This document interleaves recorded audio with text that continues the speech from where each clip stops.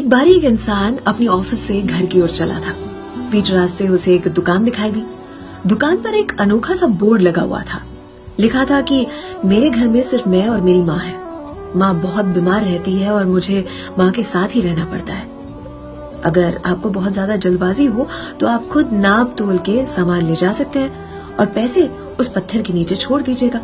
अगर पैसे नहीं है तो कोई बात नहीं, आप फिर भी अपने मन के हिसाब से सब्जियां और फल ले जा सकते हैं। मैं आपको इसके लिए अनुमति देता हूँ। इस इंसान ने आसपास देखा तो नापने तोलने का मशीन तो था, तो उसे जो चाहिए था उस हिसाब से सब्जियां और फल लिए और पैसे का हिसाब करके उसे पत्थर के नीचे जा छोड़े, जहाँ पर 10, 20, 50 और 100 की काफी नोटें पड़ी हुई थी।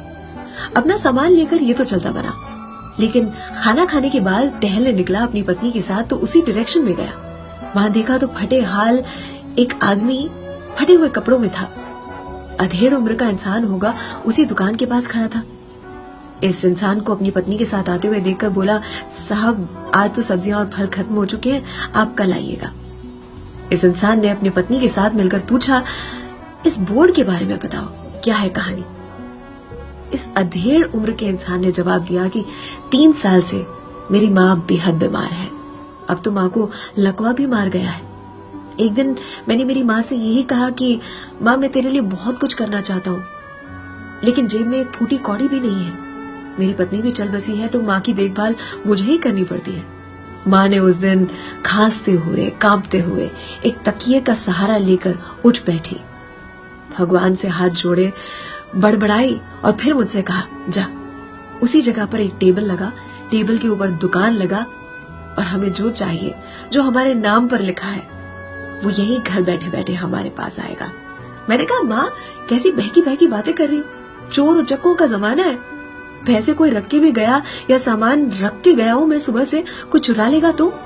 माँ ने कहा, मुझसे बहस न कर, बस ऊपर वाले का नाम लेना और सुबह से दुकान को भर दे। शाम तक में जो हमारे नाम का है वो हमें वापस आ जाएगा। साहब आज 2.5 साल हो चुका है माँ की देखरेख करने उनके साथ रहता हूँ और सुबह दुकान भर के जाता हूँ, शाम तक में सब खाली हो चुका होता है। जब आके हिसाब करता हूँ तो पैसे जितने होते हैं उससे ज्यादा ही मिलते हैं। कभी कभी तो माँ के लिए कुछ लोग फूल छोड़ के जाते हैं। कल ही एक लड़की रोटी और अचार छोड़ के गई थी और ऊपर लिखा था माँ के लिए। एक डॉक्टर साहब अपना कार्ड छोड़ के गए थे और लिखा था, अगर आधी रात को कोई न मिले तो मैं हूँ, कॉल कर देना, मैं पहुंच जाऊंगा फट से। क्या है ना कि ना मेरी माँ मुझे हिलने देती है और ना मेरा ऊपर वाला उस विश्वास को डगमगाने देता है। माँ की सेवा करते ही ऊपर वाला मुझे सफलता की ओर पहुंचाने के लिए खुद अग्रसर हो चुका है। और वैसे भी कहते हैं ना, जैसे 94.3 माय एफएम कहता है, किसी भी सिचुएशन में, प्रेशराइजिंग सिचुएशन में जियो दिल से, हौसला ना छोड़े। बहुत कुछ मिलता है जिंदगी में, बहुत कुछ मिलता है जिंदगी में, लेकिन हम गिनती उसी की करते हैं जो हासिल नहीं। अर्चना की ओर से सलाम, दुआ, वणकम, प्रणाम, सत श्री अकाल। केम छो सारू छे? अहमदाबाद आखोई मारू छे। अर्चना की ओर से